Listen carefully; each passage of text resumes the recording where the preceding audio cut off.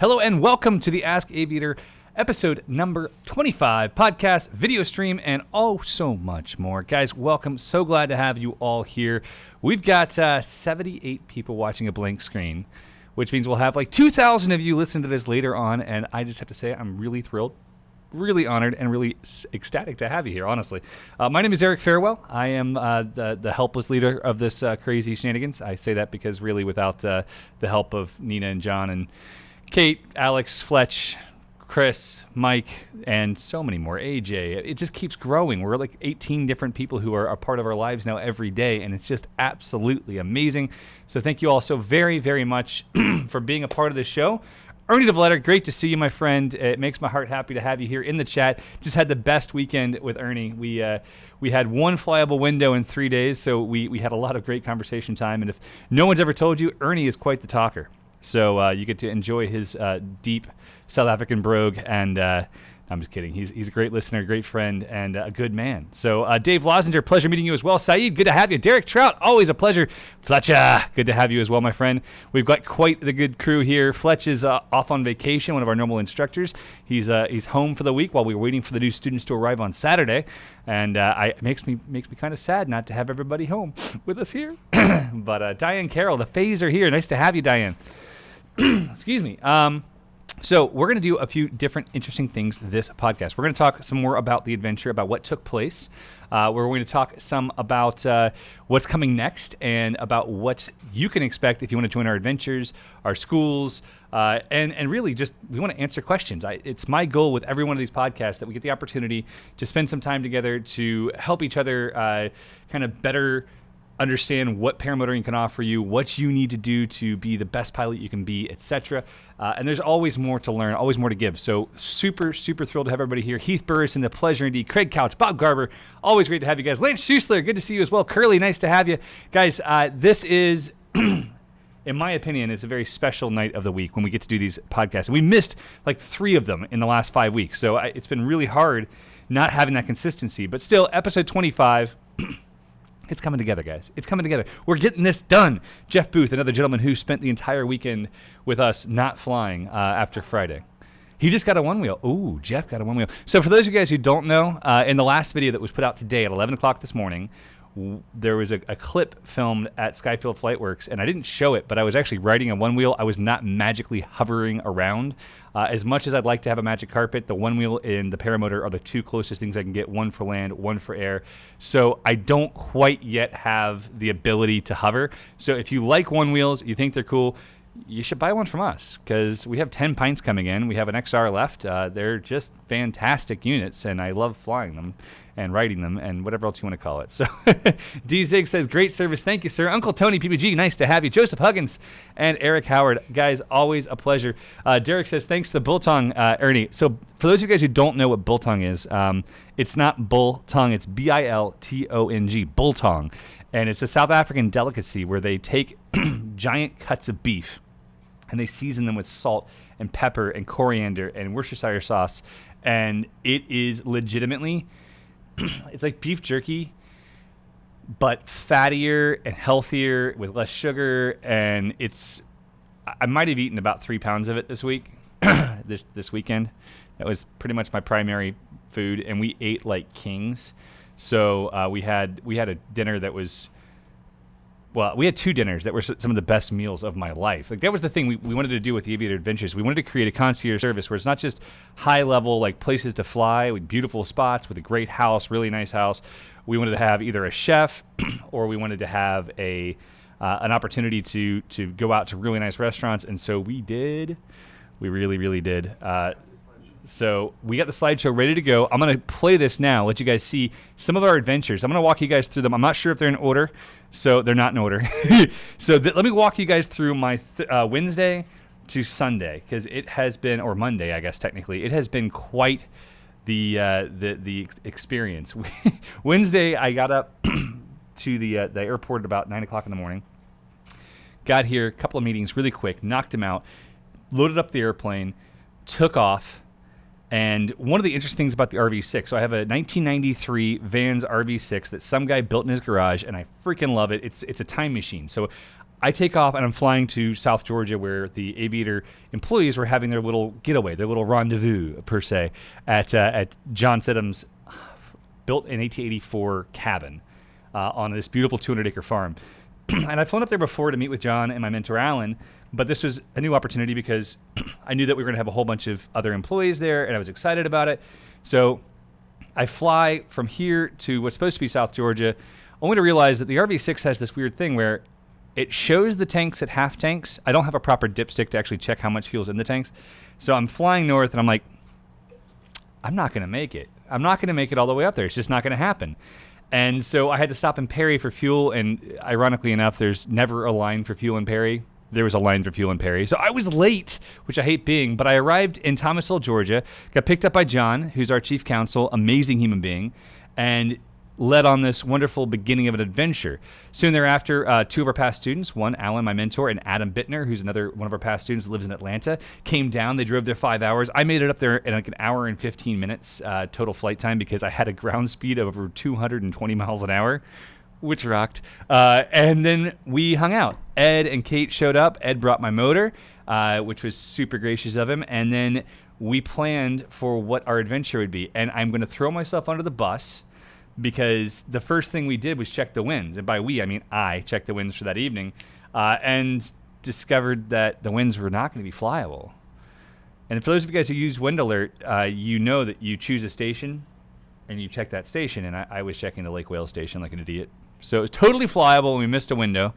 But the next morning we got up and flew, and some of the pictures you've just seen are some of that flight, flying over cotton fields that I grew up in the South. I grew up around cotton, but mainly oranges and cows and old people because we live in Florida. But I've spent enough time in the deep South, in Georgia, Alabama, Arkansas, that kind of thing. I've been around cotton, but I'd never flown over it, and it was ethereal. It really was. It was like flying over snow. So we had a great flight, great conversations, got to fly again that night. My dad came up from Dog Island, which was really special to be able to fly with him. That was him in the red, white, and blue Roadster on the trike. So really, really fun adventure there. Spent 2 nights in Georgia, and then I did what I've been saying I wanted to do for ages, which was I wanted to load my paramotor, my wing, all the rest of my gear in the RV, and then fly somewhere to go fly somewhere. So I took my Maverick and put it in the right seat of the airplane. This is after, by the way, we took off at the farm and flew to the airport. So we took off at the farm, 4 of us flew to the airport, landed, pulled the motor apart, put it in the airplane, and it didn't fit. Like, not even close. Like, didn't fit at all. There was no way that the canopy was going to close, couldn't fit anything else in. And so I took apart my seats, and I made it fit. I could only use half my flaps, but it was okay because I was landing in a long runway. So flew down to Cape San Blas and in Port St. Joe, Florida, and landed there, met by Andrew and Micah, which is where that hideous photo of me was in there. Had a great time picking all the guys up at the Panama City Beach Airport, which was really mainly entertaining because Ernie got there first and we were waiting for Lucian. And so we all ended up at the airport bar waiting for Lucian to come down the escalators, and we all got to rip into him that we'd had the first beer, which kind of set the trend for the weekend, really, if you think about it. We ended up hanging out together, eating great food, having great beverages, and we got the best flight of the week that night. As John talked about in the pre-show, it was smooth, laminar air, easy launches. Some of these guys, like Brian, had not done reverses. John hadn't done a reverse, nor had Jeff. So getting the opportunity to do reverse launches on the beach and go cruise. There's this beautiful freaking ship that has been run aground, and it's been there for months. I don't know how long. But I got some pictures of Micah there, and there's a picture in the slideshow where I'm holding up a beer at Micah. It's because these guys and gals from Alabama who were driving their UTVs were driving on the beach. They kept waving and smiling and taking videos of us. And so I landed beside them, and I was like, can I have a beer? And they were like, sure. And they want to know all about paramotors. So this last few weeks has been educating the young and the old between the schools we went to in Pennsylvania, the air shows in Pennsylvania, and now random beachgoers in Cape San Blas, which was quite the exciting experience. So, all right, that was my weekend. Then I got to fly home, flew past my parents on Dog Island, and had a beautiful flight home, aside from the fact that my alternator belt shredded itself. So that's going to be a fun fix. And now we're preparing for Overland Expo, which I still haven't decided if I'm going or not. So if you're going to Overland Expo East, let us know in the chat if you're coming on it. Maybe it'll help convince me to arrive. Particularly if it's Ernie and he's brought 10 more pounds of biltong, because I will probably show up for that. But all right, Bob Blitherek, Bob Garber, Derek, all these guys are in the chat right now. I have given my 10-minute speech. What questions do we have, Nina? What can we talk about? I want to talk more about the adventures and the upcoming ones. I want to talk more about just getting out there and doing things and pushing yourself to be more willing to adventure, more willing to take the next step, something that's more of a challenge. So we'll dive into that in a bit. I'm going to bring John back in so I don't have to talk nonstop. But I'm going to answer some questions first. Bob Litherek says, when I fly under the layer cake, do I need to contact ATC or just have fun and forget about them? If you're underneath the layer cake of airspace, there's no reason to contact ATC. That's uncontrolled airspace. There's no reason whatsoever to contact them at all. Saeed, PG/PPG question, is it a rule of thumb that takeoff and landing have to be against the wind? Yes, Saeed, absolutely. You want to have minimum forward speed when you're taking off or landing so you don't damage your landing gear. That's very important. Eric Sheridan, good to see you. Robert Durbin, Craig Taylor. Man, we got a great group in here. Ripman Ryden, good to have you as well. Any other questions, guys? Bring out the questions. Andre Gamillion says, 100-hour maintenance video. That's something we'll put on the list. We have a few new maintenance videos coming soon. We have a whole bunch of information from Vitarazi that we'd like to share with you guys. I had a wonderful meeting with Matteo at Coupe Car. My next project over the next few days is to knock out the Coupe Car video, which is going to be a little more difficult because it was my wife and I filming, and we were there for 3 extra days, and then we went to Dublin, and it all has to be shared. So Jimmy Stott says, have you seen Kyle Ugly's clutch pros and cons? What is your opinion? What do you use in class? I've not seen the video. I have heard about it. Kyle's an amazing guy. I just haven't I haven't had an opportunity to watch it yet. I have differing beliefs on clutch versus non-clutch. So some engines are better clutched. Some engines are better non-clutched. So for instance, on the Air Conception Nitro, no clutch. It's a failure point. It breaks frequently. On the Air Conception Tornado, clutch for sure. Otherwise you have not enough unsprung weight, and you have way too much vibration. The motors that we're flying now, which is the Vitarazi Moster and the Atom, they're both clutched, and they're so smooth, and the power band is great. Highly recommend a clutch on both those units, which is good because it's all they offer. Bob Garber says, on the off chance I win the Tucker slot in the March training, is there camping at or near the airport? That's going to be the Denellen Airport, and they do offer camping. I believe it's $25 a night for dry camping, which is a little pricey. There are probably campgrounds in the area. We've still been doing our research there that would offer wet camping for similar rates. Let's see. I missed one. Have I had the chance to try out the Most 185 factory? Yes, DZig, I have. I've not flown the new Factory R. I have ordered one. I'm very excited about it. It's going to be more for slalom style flying, very high power stuff, etc. And yeah, Phil Booth asks, what are the chances of getting a riser twist in flight? It's in the back of my mind. So, Phil, it really depends on the geometry of the unit you're flying and on the wing you're flying and on your skills. I would tell you that most modern paramotors are very unlikely to have a riser twist, and you can help yourself along by adding some Virus ATL lamels, which we are the U.S. dealer for. I know you're in the U.K. I'm not sure who the dealer is there. They're $200, and they work really well for reducing torque. All right. Let's see. My Moster is burning about 5.5 to 6 liters per hour. This seems a little high. Should I adjust the low jet and lean it out a little bit? Is it something else up, or is it normal? 5.5 to 6 liters an hour is pretty reasonable, Patrick. Good to see you, by the way. I'm glad you're back in the States. Patrick's one of our past students. I am burning about 5.5 myself on my Freeride 16, which is a very efficient wing, and I'm mostly full power. I was burning about 7.5, 8 liters an hour, and I leaned it about 10 minutes at most, maybe 5 minutes on the turn, and it made a huge difference. So really solid stuff. Is it okay to run 100 avgas in my 19185? It is okay. However, you're going to be adding lead deposits, Heath. I don't recommend it unless you're using a lead scrubber like, what's it called? You can buy it from Aircraft Spruce. Can't think of the name of it. Dekalin, Dekalin. All right, I'm going to bring John in here to help me field questions because it's there's a lot going on. Greg asks if he and his 105-pound girlfriend, 55-pound difference, can share the same glider. What do you think, John? What was the difference? 55 pounds. Actually, Yeah. Yeah. Well, it depends on what the weight is. If one's 105.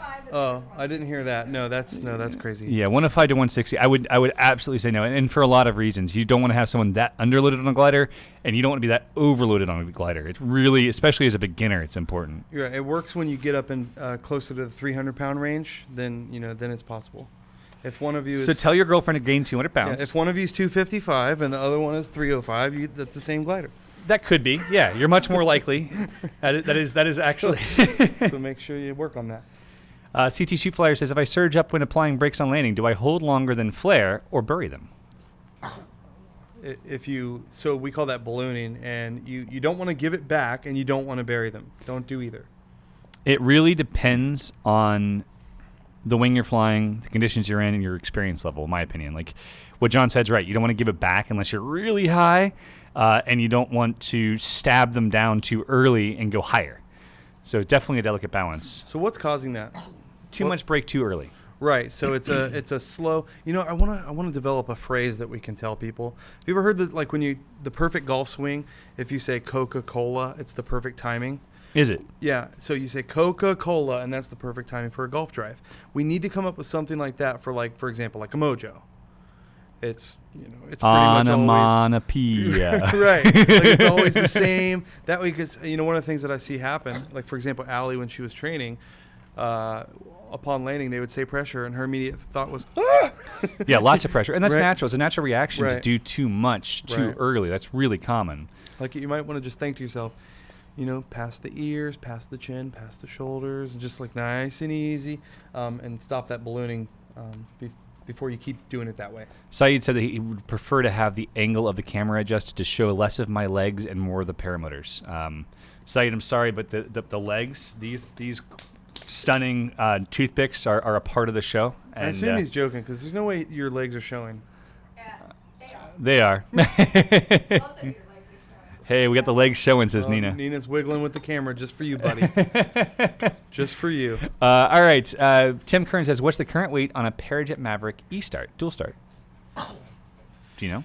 57. I want to say it's 57 without, so probably around 60-ish with. I think it's 62. 62? We weighed Eric that. Eric says it's exactly 7 pounds.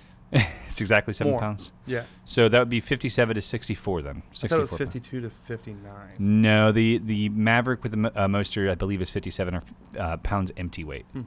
It's not much. Yes. There you All right. Curly says, been interested in signing up for a class, but my mom says I'll shoot my eye out. What could I say to calm her nerves? go. How old are you?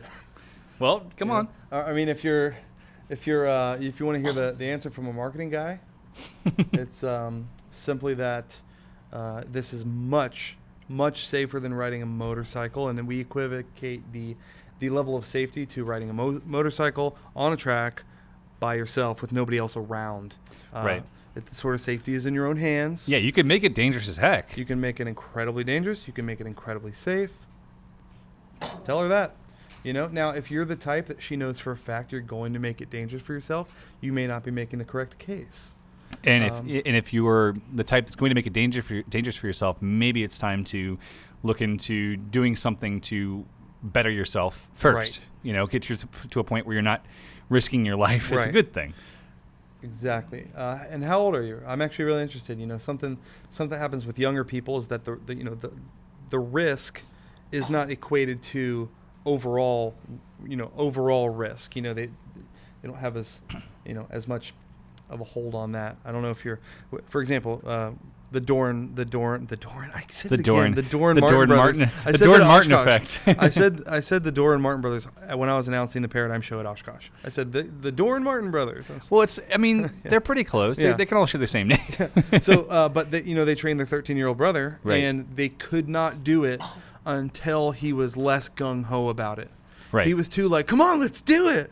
And then once he got a little more mature, they determined, okay, he's showing the appropriate amount of nervousness. Yeah, you have to have fear. I had a student. His name was Dan, and this is years and years and years ago, and he might be watching the podcast. Hi, Dan. Hey, Dan. He was not scared at all. He was completely and totally confident, and he was competent. He had good skills, but I wouldn't let him fly until I took him on a tandem and purposely started doing big wing overs. And I was like, You're not flying until you're scared. Right. You're not flying until you have a healthy respect to make sure that you're not just confident, but you're competent and that you have enough fear. Because otherwise, they might be a sociopath, and that scares me. So he did great. He did great. I hope that your buddy Matt Mashad is watching, and I hope that he is very scared. I want to see him just melt. I want him to be nervous. I feel like I have to point out the fact that Matt and his wingman are coming. These are B-2 pilots. These are pretty solid guys. Yeah. I can't think of the other guy's call sign because it wasn't Spam. It was spam. It wasn't as cool as Hammer. Yeah, Hammer and Spam. But they are going to be in competition with each other for sure. They come on Saturday, and so these two B2 pilots are going to come. But I have heard that Spam can out bench press Hammer, and I've heard that he's much better looking than Hammer. Oh, okay. But I've also noted that he's not nearly as prolific and has not had nearly as good of a career in the Air Force. So what's more important? So all I want to see is the two of them, the confidence and the swagger be shed by the paramotor flight in front of them for their first flight, and I want to see that look. They all have that look. Of, oh, God, what am I doing? All the smart ones have that look in their eyes before their first flight. I want to see that in those guys. Yeah, I totally understand. Curly says he's 25, and she's supportive. He's just having fun. Ah, right on. Right on. And Spam, please don't hurt me. And Curly, you won't shoot your eye out. You'll be fine. Just get good training. You'll be fine. Get good training and find a training facility that really focuses on safety. Find one that Not puts speed. Yeah, that puts safety ahead of speed, that puts safety ahead of sales, that doesn't try to get a sale out of you before you come and train, that really cares about what you're doing, and that will help a lot. These are key indicators. Yep. All right, Tommy Anderson says, warranty question for the Vitos. While recently going through a warranty request with Vitorazzi for a 2018 Moster Plus on my Maverick, they said the Helix prop wasn't certified. I believe there is a list of certified propellers, and the Helix is at the top of it, so I'm very surprised to hear that. When was this? How long ago? That was very recent. Tommy's a recent student of Paracosta. He trained in April, I want to say. But when was the warranty request? I don't know. So recently. Reach out to us, Tommy. We'll be happy to do all we can to help you. And we should be the ones helping you because we're your dealer. So don't hesitate to reach out to us. Anime Niak says, several weeks ago, Eric teased an upcoming announcement regarding the Moster factory in 3 weeks. What was the announcement? Did that ever happen, or did I miss something? Do you know what the announcement was? Yeah, the exhaust, right? The factory R. So the factory R is a very, very high power. They're calling for, I believe, 95 kilos of thrust. It's expensive, and it's supposed to come out in January. We have a dual start Maverick official weight. Dual start Maverick is 58.3 pounds dry. Hey, I was excellent. Right. I was almost right. You were really right. Dang, son. It's really light. It's a very light motor. It adds 7 pounds, which means that the Maverick is a little under 52. There we go. I guess I had my numbers wrong. Dave Aller says, training schedule or openings available. I believe we have openings January 25th. No. Nope, it's full. Right. We do. That's correct. Yep. We do. Yeah, April 11th and then January 25th and April 11th. That's correct. So those are the two openings, and we are working at opening some more classes in the first quarter of 2020 at the Denellen campus. So we should have more classes available. It's something that John and I are working on. And we're also working to open our classes into Q2, Q3, Q4 at both of our locations, as well as announce our third location as soon as possible. So it's all stuff we're working on, and there's just too much to do. I was on Sunbiz trying to register the new corporation for Denellen, and it's like right before this. Right. So there's just so much stuff going on, guys. Yeah, big checklist. Big checklist. All right. Steven Zalvani says, I'm going to be a great student because I'm scared shitless. Yes. Steven, you'll be great. My kind of guy. You got to have respect for it. A healthy respect will help keep you alive. It's one of the reasons why I've stayed alive is because I really have a lot of respect. Even though I've gotten to the point where flying's natural, I don't have to think about it. It just happens. I still have a lot of respect. Same thing with airplanes. Like, dude, I'm flying south and my alternator belt blows out and I'm barely able to radio to Jacksonville Center to let them know that I got to cancel my flight following and this and that. And it's a lot going on at once. And I'm like, turn the audiobook off, pay full attention. Let's get focused up. Let's, it's important. John doesn't like small airplanes. That's my nightmare. Mark Brennan asked a really good question that I get every day from somebody. 4-stroke motors. What's up with the 4 strokes? They're too heavy. Right. And I mean, it's a question I really do. I don't get it every day, but I get it every single week. Somebody says, do you guys have a lead on a good 4-stroke? And my answer is always the same. I don't know anything about it.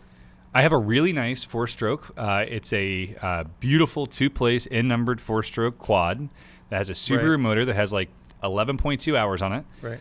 It's the way to go. Yep. And I'll sell it to you cheap. Yep. If you happen to be a licensed pilot with a PPC rating. However, if you want to foot launch, the only 4-stroke that's foot launchable right now is the Bailey V5, which puts out about the same power as an 80cc engine, And and it weighs a significant amount more than a Moster.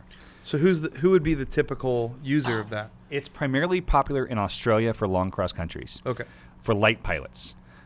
So lightly loaded on the glider, lightweight pilots. It sips gas. The issue is the rebuild cost is extremely high. Now you have to think about valves. You have to think Right. about lifters. You have to think about so many things that go into a 4-stroke motor, which makes them more complex, which means there's more things that can go wrong. I love the concept of a 4-stroke. The EOS 4-stroke that they were working on with Scout intrigued the heck out of me. But that was almost 2 years ago, I think, and there hasn't been an update that's shown promise yet. So what would be the sales pitch over, for example, like over an Atom 80? Well, how do you get somebody to buy a 4-stroke instead of an Atom 80? So how do I get someone to spend significantly more money on somebody that has less power and that's weighs a lot more? Yeah, how would you sell that? You convince them that it's a much more reliable engine that burns less fuel. Okay. Now, Does it burn less fuel than Than an Atom Atom? 80? No. Of course not. no, the Atom burns between 1.5 and 2.5 liters per hour based upon an average pilot weight with it. The 4-stroke will probably be similar, but it's just for the cost. I don't see a value. I don't at this point because they're just too heavy and too underpowered. I would love nothing more than Honda to just suddenly come out on the market with this baller Right. 30 horsepower, 17-pound engine. Please help us, Japan. Help us, Japan! Help us! So Yeah. so for trikes and quads, fantastic, great concept. Bob Blitherrack just asked, what about a good rotary? Here's the problem with rotaries: A, they burn a ton of gas. B, aside from the rotaries that Gylo Industries created that are phenomenal because they actually liquid cool the shaft, the drive shaft, the biggest issues with rotaries is that they burn out the bearings. And by liquid cooling the drive shaft, they eliminate that issue. But the third issue is that all the rotary companies, their primary market are military drones. Right. So if they can sell an engine for say $40,000 to $80,000, Right. They're not going to market it for 4,000. why would they 8,000, ever bring it to yeah. the paramotor industry? Even Right. if it burns 3 times the fuel, it's light, it has tons of power. I mean, Gylo just posted a video today of the new Gylo Industries motorbike, which is over 200 horsepower in a 123 kilogram unit. So it's a 40 kg, 200 horsepower engine. So 80 pounds, 200 horsepower. That's more power than my RV6 has. Wow. Right? I want it for my airplane. Like, it would be insane. So this would be cool. But at this point, it's just not reasonable. I wish it were. I wish it had enough basis points. But Woody's Gamertag in the chat. Woody, good to see you, my friend. It's been way too long, actually. And you sent a contact about a certain motor recently. Just text me next time. He says, Tucker invited me to the November class. I invited Judson and Johnson, so it's a mini fly-in. This is your invitation to your location for our fly-in. Thank you very much. I will endeavor to be there. In fact, if you have an interest, Woody and Johnson, if you're listening, I would love to have you guys involved. We're teaching a thermaling clinic on the 26th, I believe it is, of November. It might be the 17th. Might be the 17th.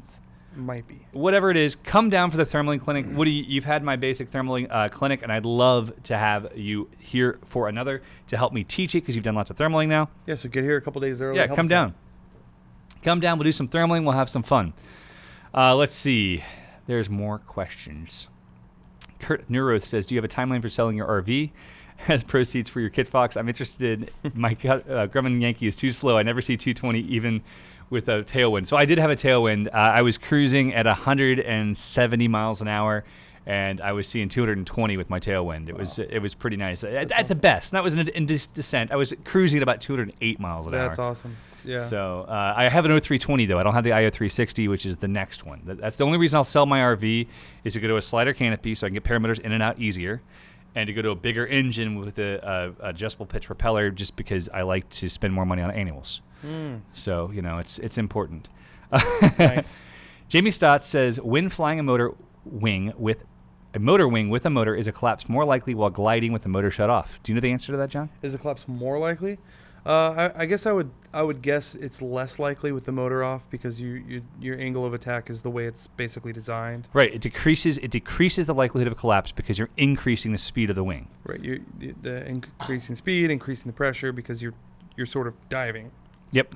Minimal diving, but you're diving. You're still diving. Yeah. You're absolutely. You're increasing pressure. That's why when we teach this motoring clinic, the biggest thing I teach is how to get through the first 100 feet to 500 feet of climb, where you're at risk because your pitch angle, your deck angle, is at this higher angle of attack. Right. So we have less pressure in the wing, and we also don't have a whole lot of time to get to a reserve. Right. So so this is for thermaling. You said Correct. motoring class, right? So thermaling Yeah. class. So thermaling means you know that your launch is during a period of the day you would not typically fly unless you wanted to thermal, and so your climb out is a little bit more at risk than if you were going for your typical morning flight. Right. This is an opportunity for us to go up. Right. My best flight's like ridiculous amount of time, 8 Right. minutes of run time. I think my flight was over 8 hours. So it's, which is really intoxicatingly fun, but it does have sound its amazing. own level of risk. Yeah. So, all right. Rick says, I fly a Nivik Cubic 23. What are the advantages of flying the 19? Is it safe? I've done 50 hours. Do you want me to take it? Well, 50 hours is not enough hours to Drop to a 19? Right. Yeah. That's. You need It all at least depends on double your. that. It all depends on your weight. Before you're flying an advanced level wing like the Cubic, I recommend 150 hours of flight time. Before dropping to a much smaller wing, say he's 180 pounds, could he fly a 19? He's probably within the weight range. Yeah. But it's going to be so much more dynamic. That 4 meters drop is a huge drop. Right. Like, did you lose a ton of weight or something? Like, what's I don't going know. on? It's a What's good with the question. change? It's a good question. Anime says, everyone loves the Atom 80. I'm 210 naked, a bit heavy for it. No, actually, Anime, you'd be fine. You could fly the Moster. You'll prefer the Moster for most flying, particularly at altitude or flying a smaller wing. But Jonathan Kaiser, or Corn Dog as we like to call him. Corn dog. Corn Dog was just flying the Atom Right. 80. He's 210 or 215. Ooh, I'm not going to speculate his weight. No, He's been feeling a little self-conscious lately. He's been putting it on. Jonathan, I thought you were heavier than you are. I'm sorry. What is he? Poor Corn Dog. he's 200. So No, corn, not anymore. Corn Dog started eating corn dogs. He'd never had a corn dog before this weekend. We gave him his first corn dog. We fixed him up. After he got the nickname. He got the first corn Yeah, dog. that is fun. And he tells me, he's like, I'm not sure about this corn dog thing. And he's like, so we went to a gas station and got him one, which is the only place to go when you're on Cape San Blas. Yep. And so we got him a delicious corn dog. And about 3 bites in, he's like, okay, it's really good. I saw the video. He said, "This is a Honey Crispy for the record." For the record. This is a Honey Crispy. We had 2 South Africans and an Australian on our trip. Ernie said he's 205. It was. Ernie says he's 205. Okay, good. See, I'm not too far off. He may have been a few months ago. I was just seeing seeing you, corn dog. I was looking at you through the camera lens, and that Yes. adds 10 pounds. All right. Yes, exactly. You All look right. beautiful. You do look beautiful. Let's see. Jimmy Stott says, can your upcoming electric use different numbers of batteries? Yes, it can. So you can go to a lighter weight with using less batteries for a shorter timeline. We're also about to be testing another electric to see if it's a better choice. We're doing all we can to test everything before we drop a whole lot more money into development, because there was another one that I've been following for a few years that I'm pretty excited about. So what you're saying is you'd rather sell one that you believe is better than sell the one that you made? Yes. Okay.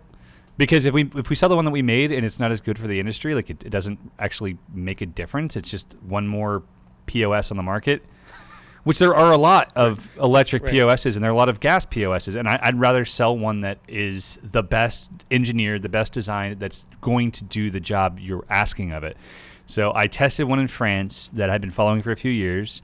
I've been talking to him for over a year, and it should be shipping this next week, I think. So Can't wait. yeah, so it's interesting, and this one will be sexier than ours. And if it performs better, we won't sell ours. We'll sell this one. Yeah, we'll just throw the money that we put into developing it into the garbage and light it on fire, like everything else we develop that we don't sell. This is why I can't get a raise. Yeah, 009, we do. They're single prop electrics. All the electrics we looked at are single prop. The goal of the one that we developed was to be a straight swap to a Moster. So same engine mounts. You can mount it to a Maverick. You can mount it to an Eclipse. You can mount it to anything. That was really what our goal was to be a direct swap, Yeah. and go from there. So, Tommy Anderson asks, any recommendations after you master a Roadster 3 or Spider for your next glider? Shane recommends the Mac Para Colorado after turning me down to his free ride for sale. Tommy, I definitely recommend not the free ride, not your Snake that you had. The recommendation would be after you have 150 hours, maybe a bit less with your prior paratrooping or skydiving experience, look into a Sirocco 2. Oh, sorry, is it Sirocco 2? Yeah, Sirocco 2 or the new Speedster 3 that should come out sometime next year. Don't mitigate the amount of time you spend on your quote-unquote boring wing.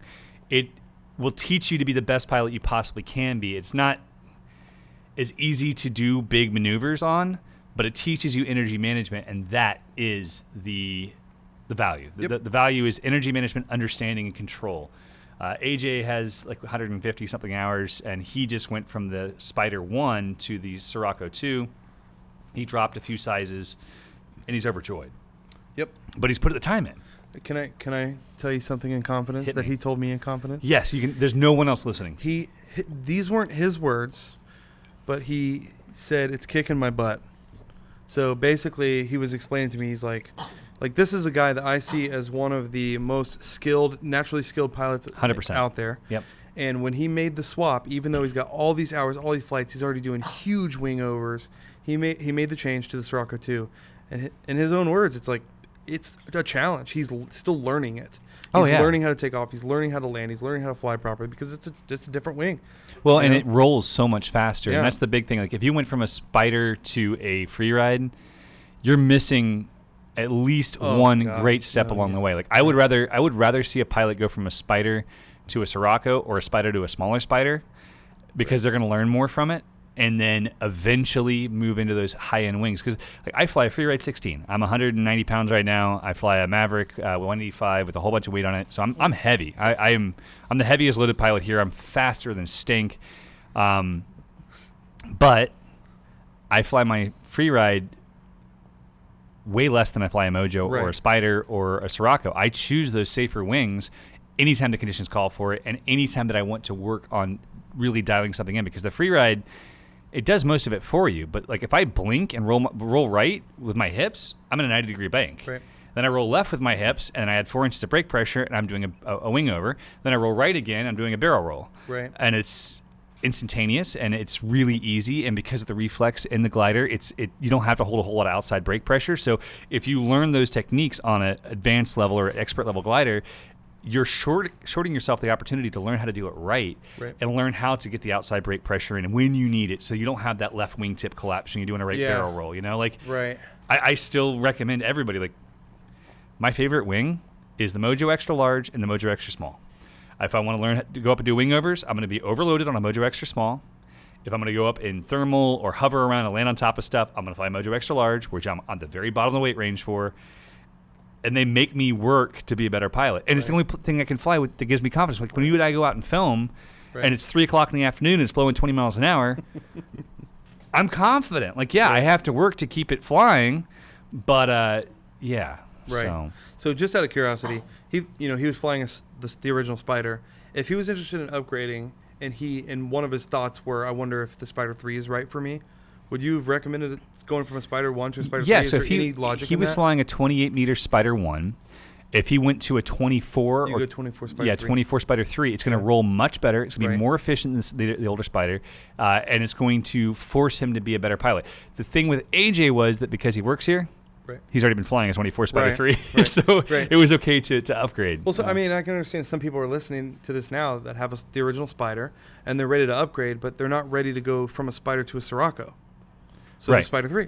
Yeah, Spider 3 and going down in size, getting to the higher end of the weight range is not a bad choice. And the reality is, this is one of the nice things about flying Ozone is your resale value is much higher than most other brands. So you have the opportunity to get the majority of your money back out of it. Plus, Aviator does have a trade-in program where you're not going to make as much money on it, but you don't have to try to sell it.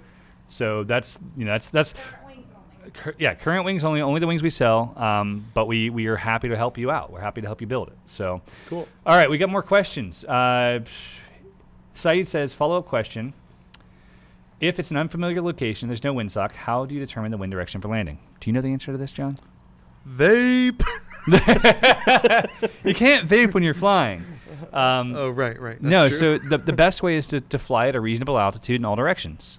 So here's what Ross said, and I'd like to hear your take on this. Hit me. Ross said, for this exact scenario, you're landing in a place with no windsock, and maybe the you don't have indicators like sometimes you can watch the top of the trees blow. You don't have any of that. He said, go into a very slow circle, and you'll notice that you are an oblong circle. Yeah, it's an egg shape. Yeah, and then you'll notice that you're going longer, and when you're going way wider, then that's the way the wind's coming from. The wind's kind of pointing you away from the circle. Right. So that's one way. Yeah. Personally, when it's like zero wind, very very little wind, there's still always some. Yeah. So I fly around like 20, 30 feet off the ground where I'm confident that I can land if my engine quits, and I just go this way, then this way, and so if I go, north south and then east west, and it doesn't feel like Really? there's any. Yeah, I just try. I look to see what the feel is, and it's something you kind of judge out. This sounds ridiculous, but it's the truth. 95% of my flights, if not more, there's no windsock. Yeah. Or the windsock is so dead you can't see it. Well, you're landing in somebody's yard. Yeah. Yeah. Or I'm landing in the Bahamas at night with fireworks and power lines. Yeah. That's interesting. So you have to learn to gauge kind of a butt feel and visualization of exactly which direction is faster. And there are lots of tells. I learned this in flight school as a kid. You can look at smoke, which way the birds are sitting. If the birds are all facing one direction, the wind's coming from that direction. Yeah. Cows oftentimes will stand into the wind. The most obvious tell in this area is looking at the lakes and ponds. Yep. Whatever side of the lake or pond has a mirrored edge is the direction the wind's coming from. That's actually what I used yesterday coming in here, flying my airplane in. Right. The AWAS wasn't working, so I was flying over, and there's all these lakes around, and I was like, oh, it's coming from the southeast. That's cool. So I landed to the east. Now that's educational right there. Education. That's interesting. Now, if there's so little wind that you don't have any of these indicators, does it matter? At what risk are you? I still say there's always something, and I've landed downwind many a time. And when you're landing on a free ride, you're landing really fast, especially if you do a hook turn. So try to figure out which way you're either going the oblong circle or you're feeling like you're going a little faster and land the opposite direction. Okay. Sometimes you're just kind of hoping for the best. Yeah. Let's see. I'm 15 and I've been watching videos and instructional videos for about 2 years. What do you think? I think that poppies are cool, and my favorite flower is a tulip. I think the Patriots are going to win it all this year. I think that, honestly, if the Patriots beat the Packers again, I might cry. I think they're going to take it all. What else do we think? I think I love it personally. I wish I had started when I was 15. I was certainly 100%. strong enough. 100%. We've had It's going to come down to students. strength. We've had students as young as 11. Our youngest student is soloed was 14. A big 14-year-old. Yeah, strong 14-year-olds, no issue. We will train 14 years and above with parental supervision here at Aviator. Yep. We had a student recently who was 17, and he crushed it. He wasn't a big guy. Like he was. Oh yeah. 130 pounds maybe. Yep. And he was like the most passionate, excited human being ever. I loved having him. So. Woody's got some stuff in here. He says, I'll add this about wind direction. If the wind is so low you can't tell the direction, prioritizing the best approach and landing location over wind direction is a good idea. That's I agree. Right, where you have the most like run room. Or Yeah. Whatever. Yeah, if you put yourself in a position where you and that's something I constantly, actually I had this conversation. Dad, if you're watching, I apologize. I'm throwing you under the bus. Oh, here we go. On Friday morning, my dad took off at the Sidham farm, had a great flight, came back in and landed. And he landed kind of between the power lines, the trees, and the RVs. And he laid back out to take off. And I walked over and said, Dad, and he's competent. My dad is a really good pilot, especially trike pilot, especially in low wind. He can dial it. And I said, where you landed, if you'd move your gear 70 feet away, you'd have no power line beside you. You'd have no trees in front of you, no trees beside you. So if something goes wrong, like the wing comes up and turns the wrong direction, or if the engine sputters at 20 feet, you have outs, right? And I don't say this to throw my dad under the bus. I say this because no matter how many hours of flight time you have, and no matter how much experience you have, making the decision to make the safer call is always a better decision. This is a great story of complacency. Well, and it's not even complacency. It's competence becoming so great that you feel like you got this. Yeah. So we were in Pennsylvania 3 weeks ago, and the video we just put out today, you could see that we're all down at the end of the field. Right before that, we set up in the middle of the field, laid out 90 degrees different, but the wind changed. So all of us, see, there's some of the best pilots in the world. You get David Tejero. You know, these guys are epic pilots. We all moved, reset, and launched in a different direction because it had a little bit more room for error. Right. And it's not in the video. I'm not sure if it's in our, I think it's in our video of the actual event. The first one we put out, my launch, I inflated and I had half the wing closed. It was like, and I had to run my pants off to get that wing going because I had to go into the wind and then turn 90 degrees crosswind so I didn't run into corn, right? It's a big movement.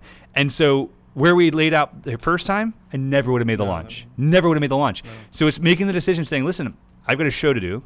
I've got to make this launch. I've got to be solid. I'm going to take the time to set back up in the safest, best place. And it can be humbling and sometimes it can be exhausting. And like there's times where, dude, I've launched at if you guys have ever been to our red shop or you look at a satellite overview of the red shop, I've launched beside the taxiway going north in between the two hangars, right? So the wind's funneling between the two hangars, and I've launched, had to turn 90 degrees left to miss the hangar and the fence and the power poles. And I've done it because I know I'm competent to do it. Right.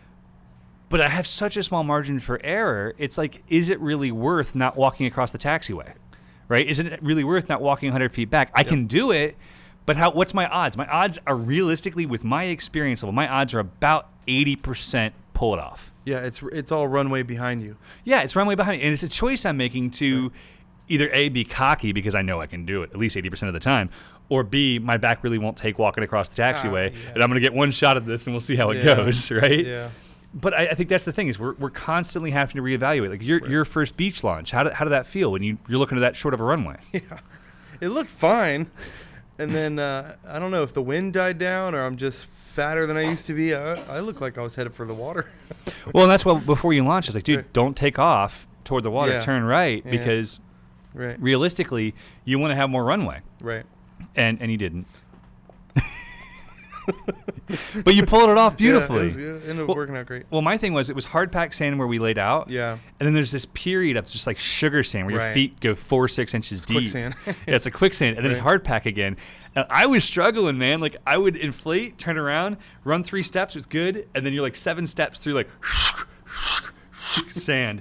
And it sucked. I was like, man, this is really difficult. Yeah. So it's okay. I'm pretty nimble. I'm nimble for a fat guy. Dude, this guy is the most nimble. And also, if you guys saw in today's video that came out at 11 o'clock Eastern time this morning, if you saw John's face, there's an emoji that directly correlates to John's face when he was looking at the cinnamon buns. I had Pikachu face. If you would put that emoji in the chat, I'm going to give somebody something free. You also have to share the video later or now. Yeah. But put it in the chat. I want to see the emoji that replicates John's face if you saw the video. Oh, yeah? Man, those sticky buns, they were borderline life-changing.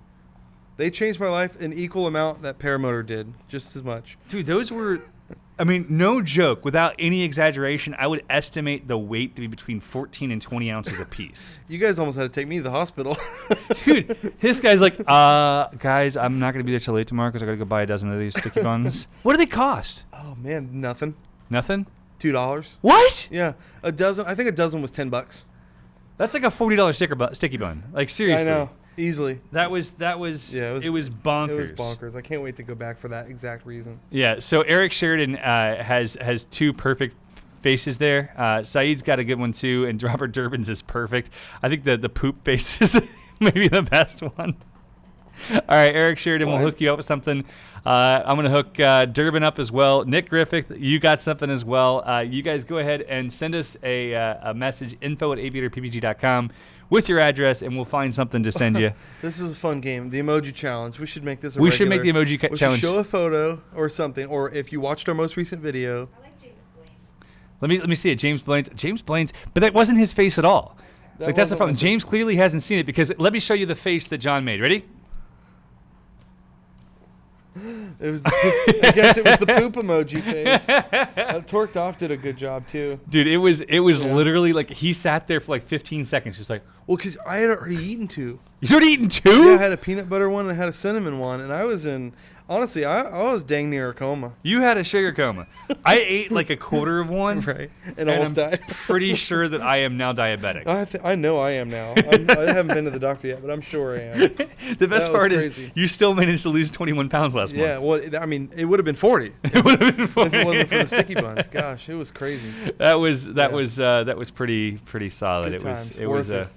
yeah, it was pretty solid stuff, man. Worth it. Worth it. Dang, look at all these questions. Nina? All right, we got lots of good questions. Eric Sheridan, what's the best way to mount the Paradigm ring light system on a Scout? It includes the tape you need to mount it, my friend, as well as the pouches. If you have any questions, email us, info@aviatorppg.com. We'll help you out.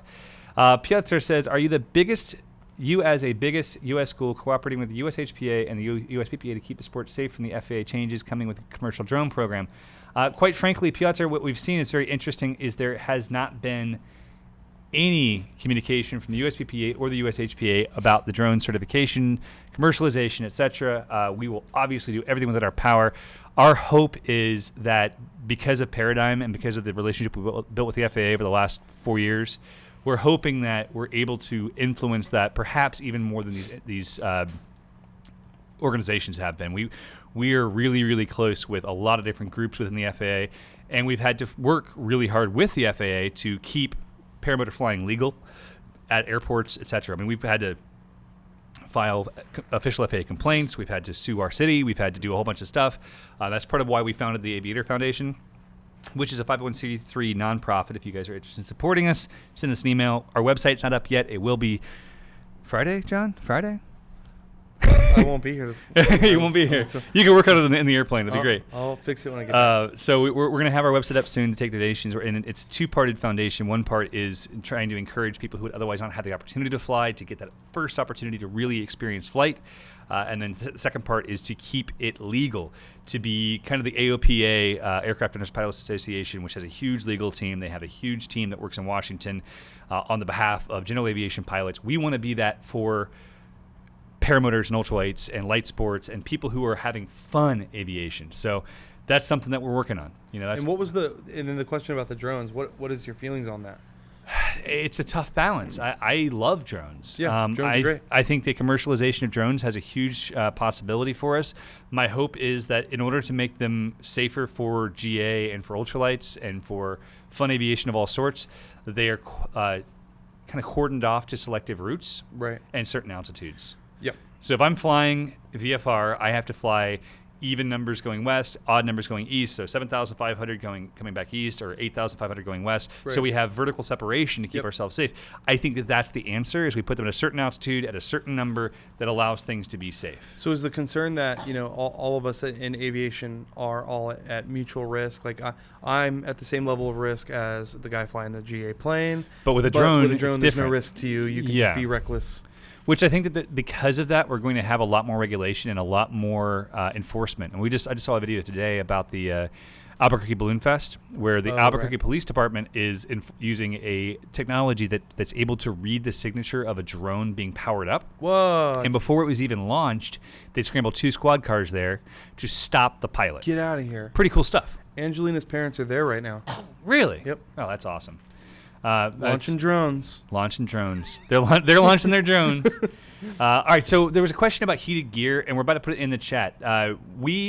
Last year, Kyle and Travis went to Lake Garda. They got to fly in cold weather, in the snow, and they tested these gloves and this this vest.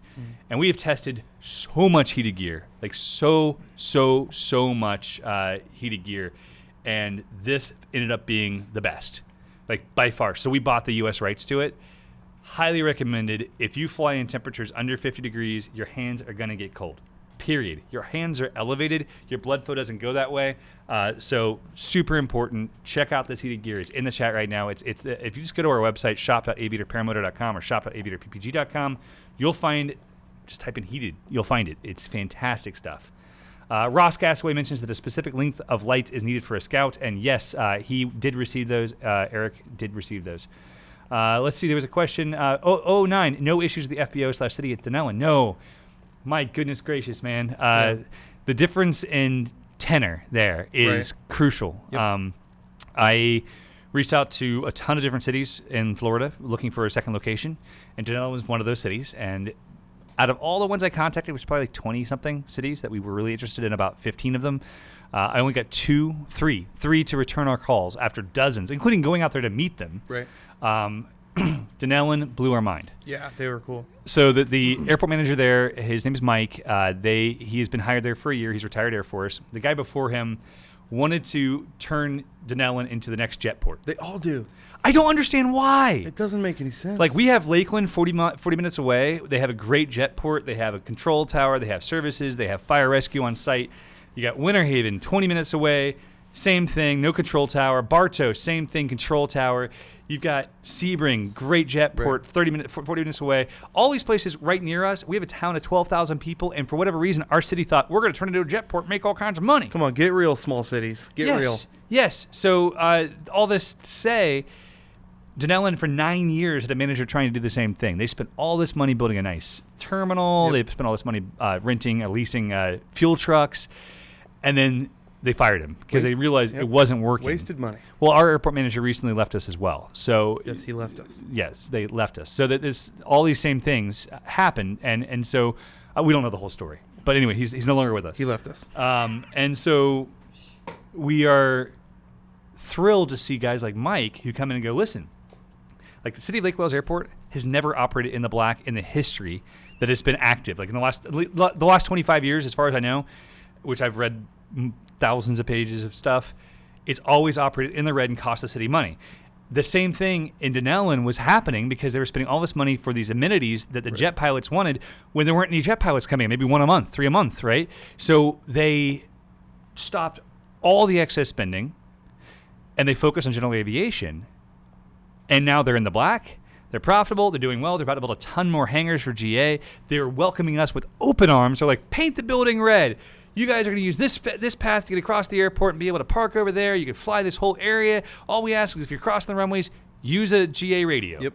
Thank you, Mike. And not even use it. Monitor it. We're like, oh, don't worry. We'll make calls. Like our team makes calls every time we cross the runway here. We're like, we are diehard. Most of our instructors, like a lot of our instructors are pilots. We got this. Like, we want to keep everybody safe. At the same time after the call's made. Yeah, we want to keep everyone safe. That's crucial to us. So, yeah, lots and lots and lots of stuff. Woody's gamer tag. Eric, you mentioned the Speedster 3. Do you know what's new? Can't say yet. He wasn't supposed to say anything at all. It's inevitable. The Speedster 3 is coming sometime next year. Maybe. Yeah. We don't know. Just like a new Mojo is coming sometime the next 3 years. And the next 5, 10. A new Spider 5 is going to come out someday. In the next 10. You never know. So let's see. Great recovery. Thank you. I worked really hard on that one. Bob Lutherx says, someone told me that PG wings are slower than molasses in January without speed bar. Even with speed bar. Slow as molasses in January. But not in Florida because it's still hot here most of the time. Let's see. Read some questions. I'm like, is there a significant difference between a PPG trike and a powered parachute? Yeah, big time. What are the differences? Well, the regulations are great. You don't have to go out and get licensed with a light sport license. So that right there, that's all you need to know. The trike is lightweight. You can, most trikes you can break down and put into your car or truck, which is probably not happening with the PPC. They use way less fuel. They're quieter. Engines. Yep. So there you go. Elliptical wing versus square wing, so 9-to-1 glide ratio, or 6 to 9 versus 3. Instead of 3 to 1. Yeah, 3 to 1.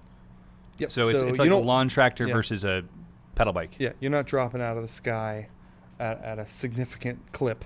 Yes. How does that work? Did they come in? They were using like a skydiving thing. It's like a skydiving rig. So generally, when they come into land, they add power right before they touch down. Yes. To try to get some reduce forward the speed. Yeah. Wow. Just to increase the lift, so they aren't hitting at such an impact. Very They also have massive shocks. Yeah. And probably the least favorite thing I've ever flown. And then somebody said, "Save me, January 25th. We'll call tomorrow."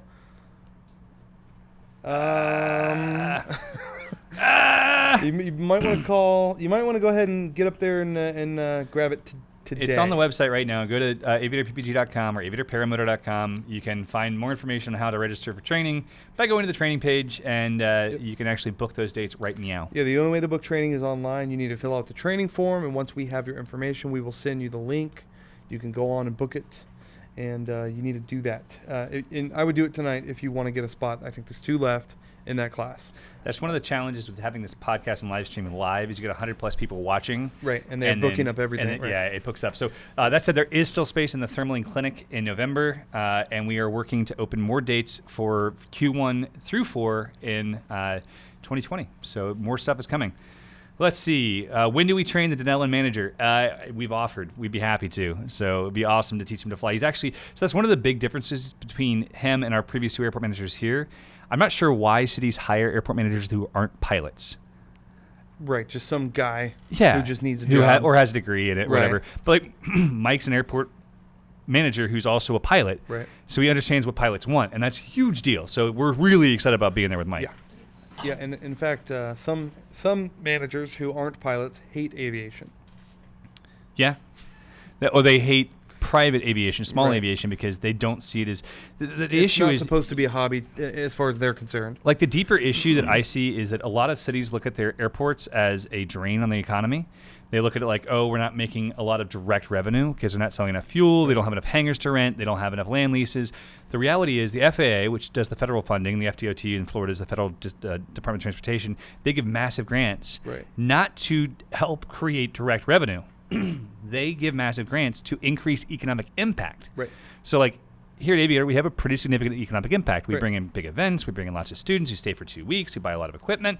And our goal is to create jobs and create sales tax revenue, Yep. right? So we are helping the county, the city, the state do exactly what the airport's goal is, which is to really generate A, aeronautical activity, B, bring people in. Right, we're going to bring in 200 pilots that are going to dine and stay in the hotels and stay in the Airbnbs and spread money around. And the reality is we're going to do that at every location. And for like this airport, I think we're the biggest operation here, employees-wise. Oh, for sure. Skydivers have come back, so that they're probably pretty close. But you know, we're really doing our best to try to inspire people to live better lives and to invest in the local economy and just to have fun, dadgummit. But somehow it's difficult for some people to get it. But thankfully, Mike gets it. Thank you, Mike.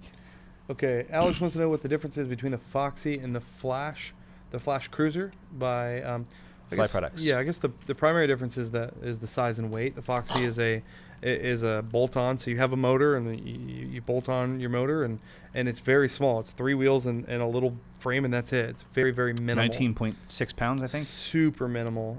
It's not the typical trike experience. It's almost like a foot launch as far as like, the feel and you can sort of weight shift with it and fly around. How does that work with the Flash? Are you So weight the shifting Flash, with that? no. So it's Right. a different hooking point. So Yeah. the Foxy is the ideal solo trike. That's like what my dad flies for solo Yep. trike, because the hooking points are the same as your regular flying. So Feels you like, still have- feels like your foot launcher. yeah. You see, like I'll go up and do acro with it in a heartbeat. Yep.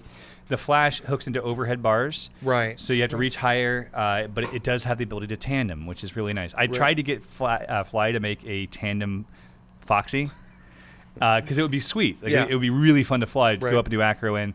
But they're like, how many would you sell? And I was like, one. I'd buy one. I'd buy one. And they're a like, one. Come on, Eric. Yeah. Like you got to be reasonable here. We're going to put all this Yeah. design effort in to sell one. It's not going to work. So We're maybe gonna someday. make- Maybe we're gonna someday make we'll our get own. more people excited about it. All right. Reflex or normal trim, what is more collapse resistant? What is more collapse resistant? Well, I guess in turbulent, I guess the reflex is cutting through turbulence better, but then collapse resistant would be regular trims.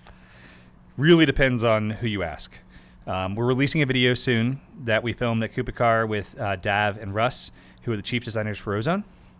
And we talk about reflex profile, how it works, how they test, what their expectations are for it. The general consensus is that you are less likely to have a collapse in full reflex mode Due to turbulence. because your wing's more it's more pressurized, you have more speed. However, it's much more violent if it does collapse. Right. And that's why their recommendation is if you fly into turbulent air, trim in, Yeah. find yourself in a safe way. Increase the wing's recovery capability. Correct. Right. At least get back into a certified mode Yep. where the wing is designed to keep you safe. That needs to be electronic. Beep, entering certified mode. Certified mode, here we go. That's Jim coming up. Sierra 120, great to see you, my friend. Saeed asks, any plans on including lodging for students in the training cost? It is possible in the future. One of the things that we've been encouraging, and I'll say it out loud here for all of the students listening, we have a potential to purchase a piece of property that's 20 minutes down the road where we could have an RV park, tiny homes, full resort type environment to have training classes at, which we'd love to do. So send money. But we can't purchase it through Aviator because A, we just don't have the capital, and B, it enhances liability. But just all these different reasons why not. So if any of you guys are interested in making an investment in Central Florida, you like to own some property, you'd like to have us lease it from you, it's a great opportunity and it's not that expensive. So I'm looking at you, Craig Taylor. We'll cover your mortgage or most of it. Well, the opportunity is that there's 3 small lakes on this thing. It's 7,000 feet long by 600 feet wide. I love the property. There's like 2 neighbors to worry about. It'd be so much fun to have like a paramotor utopia. If I dare say, a paramecca. Paramecca. Powered paradise. Powered paradise. I like it. Somebody, Martin Grace, I'm sorry, I can't comment on a Sol LS Large. I don't know anything about that glider. How many flights do students average during the training? Jerry, send us an email. If you send an email to info@aviatorppg.com, we can send you our last few class boards of how many flights they've averaged. Right now, our offer is 15 to 25 flights. Some of our students have had way more than that. We've had students get over 140 flights in their 2-week session. So certainly an opportunity for more options. But right now we're starting to limit the number of flights because we're increasing the length and the value of the flight. Instead of it being a 30-second flight, it's like, all right, you're going to go up, you're going to work on this oscillation, you're going to work on this spot landing technique, you're going to work on this restarting your motor. We're also no longer counting touch and goes as more than one flight. So when you look at the board now, if somebody did 3 touch and goes in one day, that's really one flight. We're not counting them.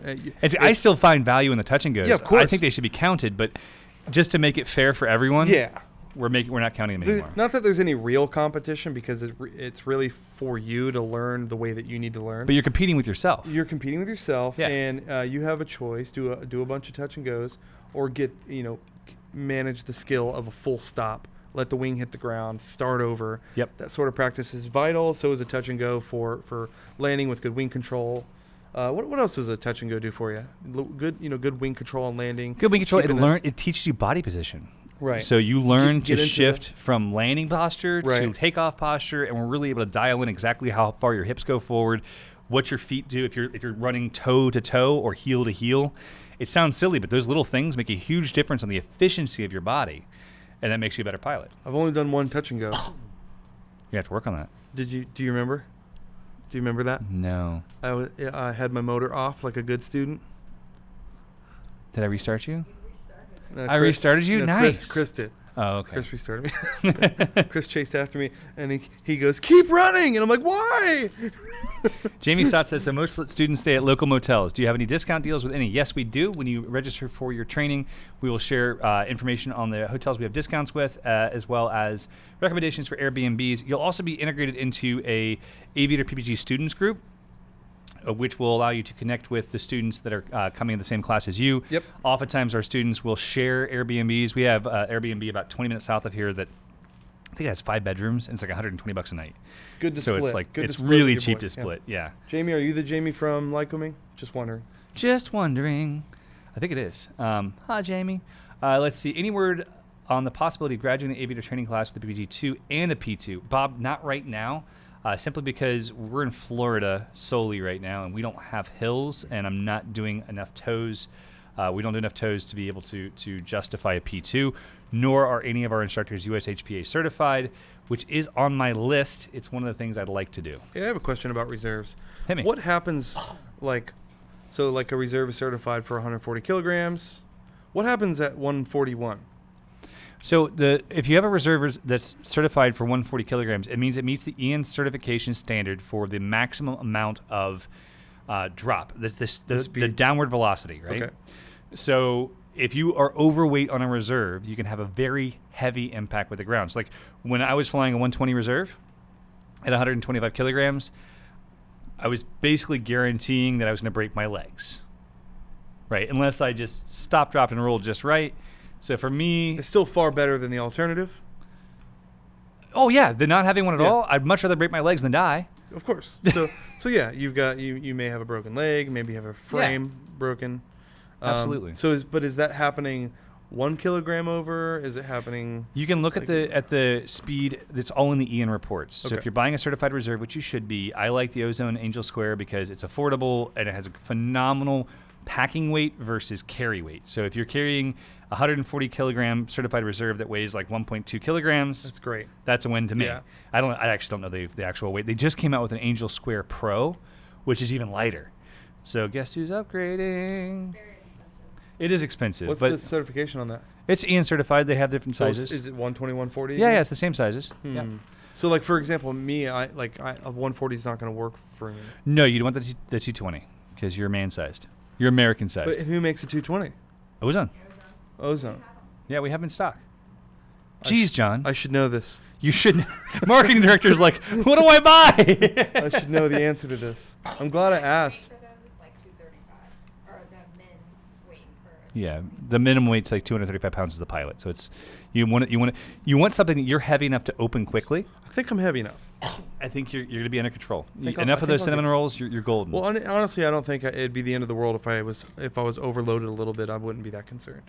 Better that way than Because that's not going to having open one. fast. Yes, And it's going to open completely. It is going to be open as heck. Yeah. All right. What are your top choices for flotation? Jim Sierra 120 asks. So this is actually going to be a quick 90-second speech.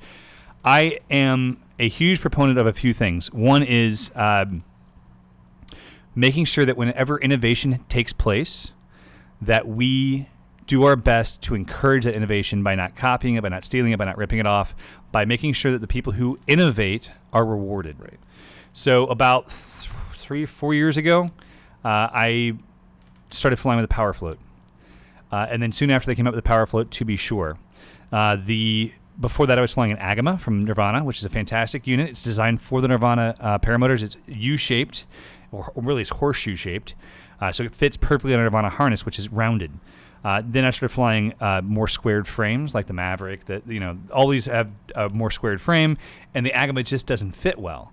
So the power float fit well. It was made by a guy whose entire life has been in waterbeds, so he knows how to make something seal. Yep. Right. And so I started buying those, and they're out of Australia. Really nice guy. His name's Ben Dark. Last year, starting in I believe May, we started negotiations to purchase the rights to sell them worldwide because he wasn't selling that many outside the U.S., Australia, New Zealand. And we really wanted to have the opportunity to help promote what he's doing because he's taking one of the most dangerous things in paramotoring and making it much safer by having dual inflation techniques, right? So we purchased those rights.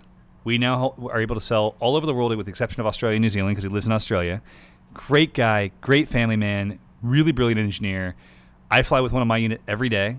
I fly confidently over water. I'm still cautious. If I know I'm going to be flying like on a water crossing, I unbuckle everything but one buckle. If I'm flying a long water crossing, I get a boat to follow me, right? Because I'm still flying a paramotor. But now I have more confidence because I have 2 different units that are designed to keep me afloat. So huge fan of the To Be Sure. There are cheap knockoffs available now. I haven't personally tested them. I don't market them. I don't sell them. I don't recommend them because I want to honor the guy's design work. And quite frankly, I know the quality. I've seen enough guys go in the water with power floats to know that their failure rate is extremely low. At least in my personal experience, it's been extremely low failure rate. So I'm a big fan. That's just me. Yep. And you're encouraging innovation by not paying any heed to the sort of the copies. Yeah, because You've done the same thing with wings, I've noticed. Yeah, we did the same thing with wings. We could buy wings for about half the price that we Right. pay for them if we would just rip them off and copy them. Exactly. We could do the same thing with paramotors. If we wanted to rip off and copy paramotors, we could make a lot more money. But it's much more important that we give credence to the great engineers who come before us who are willing to put in the time, the effort, and the giant risk that it takes to put themselves forward, to take that financial and family risk to put time in. Like someday maybe we'll come out with our own paramotor, but it's not going to be a copy of anybody else's. It's going to be our own thing because we want to make one that's better. Yep. And for now, we're going to continue promoting what we believe is the best, and we're going to work on trying to promote those that we believe in. So Now, this is not about power floats specifically, but I have yet to hear a happy ending to a story of a person in paramotor who purchased something that was a great deal. It's always, I hear the stories every week. I got a great deal on a wing, or I got a great deal on this brand of motor. yeah, you get all the calls to the potential students who are like, "Hey, I'm going to come to the trike class, but I already have blah blah blah blah blah." I bought this and a wing for $4,000 together. or something like that. It's never. The odds never are not a in your happy favor ending. for it being the unit that you're going to end up Right. with, because and mind you, it has happened. It 100% has happened. I've had students who bought a great deal, and Right. it happened to be late generation equipment that is very similar to what they trained on, and they're really happy with it, and they continue flying. Eric Sheridan, he bought a Scout before his training, had a great experience in his training, switched to his Scout, has still had a great experience. He's only had to Great. fix it once, I think. He's still happy. That happens, but it's That's rare. Great. Yes. And I've had students on Scouts who've broken them multiple times and are Yep. frustrated with the lack of this and lack of that, and Yep.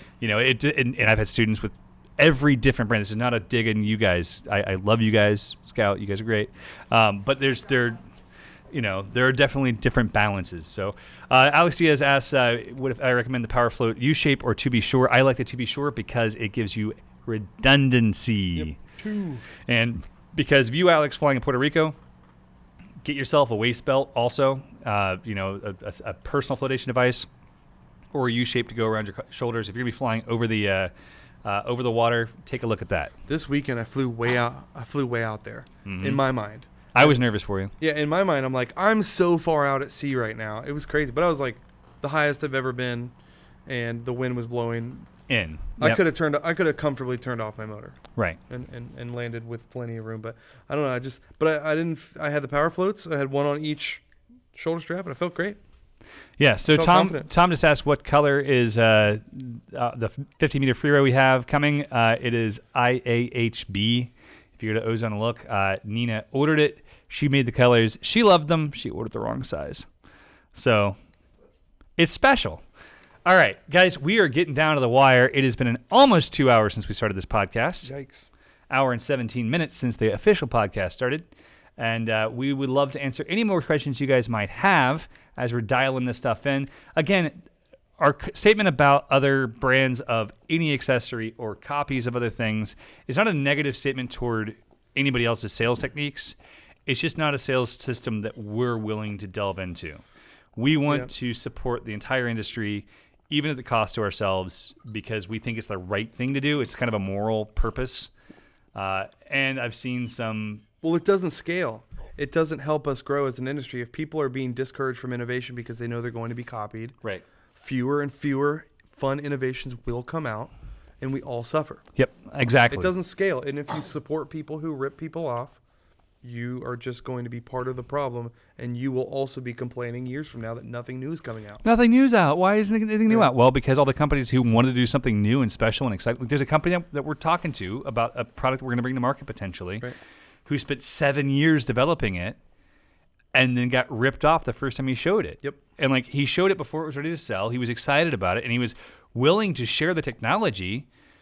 But then they came to market faster because they had deeper pockets and contacts in China, and they were able to rip the product off, and it had terrible reliability Right. issues. Like the thing is a piece of crap, and it's because they didn't put the heart and soul into it. They just like looked at it like a quick buck. Yep. So here's an engineering genius who's very potentially not going to engineer anything else for the paramotor world.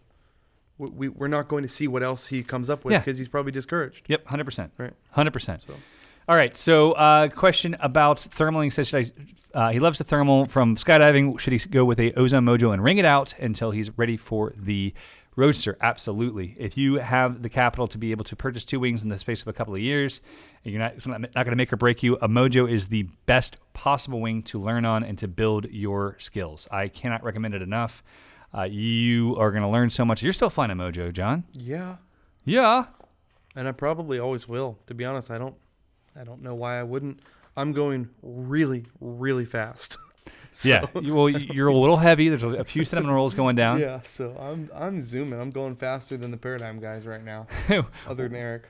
One-Eyed said, hey, all right, so jump back. James Dunn says, if there's truly a new idea, why not patent protect it? So That's expensive. Exactly. So just for perspective's sake, I'm going to butcher this. We're in the midst of, we just finished trademarking our brand name, Aviator Paramotor.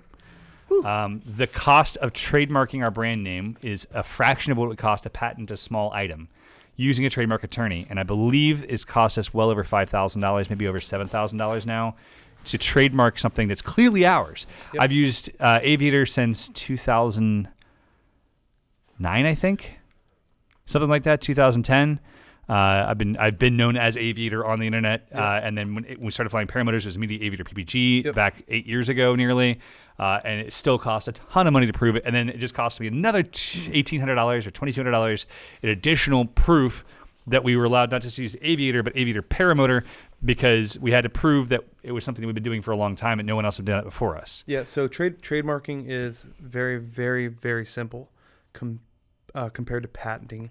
As somebody who's tried to patent things themselves, I can tell you that I was looking at over $100,000 bill for one product that I felt was very special, but I didn't think it was that special. It wasn't worth it. No, $100,000, and I'm not guaranteed anything. Somebody from China can still rip me off. Well, that's the thing you have to look at. We can't do anything about it. Yeah. So the issue is, if you look at the electronic model market, I follow the drone market and whatnot. You look at any reputable company like Ready-Made RC, who develops great products, like really, like the Goblin is an incredible RC airplane. And it took like 3 weeks after they released it, and it was on Banggood. Everybody loves the Goblin. What's the Goblin? It's a really efficient, really cool airplane. But the point is that there was a copy up in no time from China, because it's not that they don't have to adhere to our laws; it's that they don't care. Well, and then people are going to buy it, and then we're back full circle. We're back full circle. Right. They rip somebody off, you buy it. Now the person who invented it is now being screwed, and you just want to save a few dollars. So you saved dollars, which is great, but the reality is that you don't help the whole sport, which we at Aviator really believe that we have a tangible requirement to give back to our sport, because we love flying, we love aviation, we love paramotor, we love the paramotor people, we love the Aviator family. So we feel like there's a necessity to give back, and if you're not making that investment to give back, you're screwing over the designer or whatever else. Right. We've had people in the past try to buy Ozone wings for less than retail price, which there's a contract. If you sell Ozone wings, you have to sign a contract that says you sell it at retail, which helps bolster the wholesale market or the resale market, right. And it helps to ensure that the dealers who are selling them can actually make a living. Yep. And so we've bought wings through cutouts from dealers who are selling wings cheaper, and then shut down these quasi importers who are doing it right. just to make a buck, and they're hurting the entire industry. It's like right. I won't allow that. Because we end up looking a little bit like the bad guy there. Yeah. But we have to. Somebody has to. Well, somebody has to, because otherwise all the wings are devalued, and the dealers who are trying to do it for a living, or trying to actually be there full time to offer real support to their customers, to be a legitimate business versus a fly by night out of the garage business like we had for 20 years before Aviator was founded, 30 years.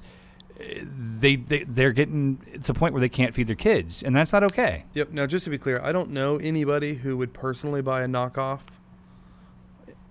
Do you? So my knockoff Tesla is not cool? I don't have a Tesla or a knockoff, but he does. I just what I'm saying is, like, we're talking about like a sort of a metaphorical person, somebody that I don't know anybody. We hope we don't know them. Yeah. Right, I don't know anybody that's pumping money into knockoff power floats or to knock off strobes propellers or strobes. Yeah, but I know they're out there because I know they're being sold. Yep. So all right, let's jump on to another subject.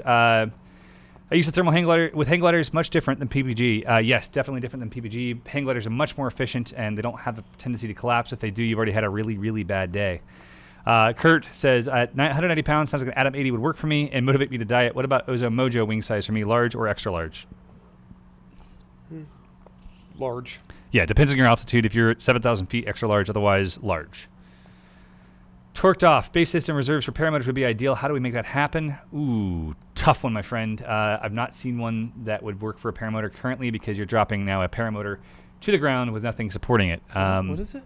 So there's a rig for acro paragliding where you are flying your acro paraglider. Yeah, everything's great. And then you go into your wing, and now you're falling through the sky, and you cut your wing in half, and you pull this, and you pull this, and it cuts you away from the paraglider and blows out a base rig parachute. Oh, it's pretty sick. No, that's crazy sick. I want one, but you can't be dropping a 60-pound motor. Yeah, I mean, I haven't seen it done in a way that's would be safe for like a motor. FAR 103 doesn't care about the person flying the paramotor. They're worried about the people on the ground. Correct. And this is the exact opposite of that notion. Right. I mean, if you're like over the desert, okay. Yeah, okay. But I don't know. Engineer it yourself. What is the safety level of an Ozone Firefly 3? It is not a certified glider. It is a speedwing. It's actually a hybrid between a speedwing and a regular glider. It's fantastic for learning to kite in high winds. But, yeah, no. Does anyone sell a 5-blade prop?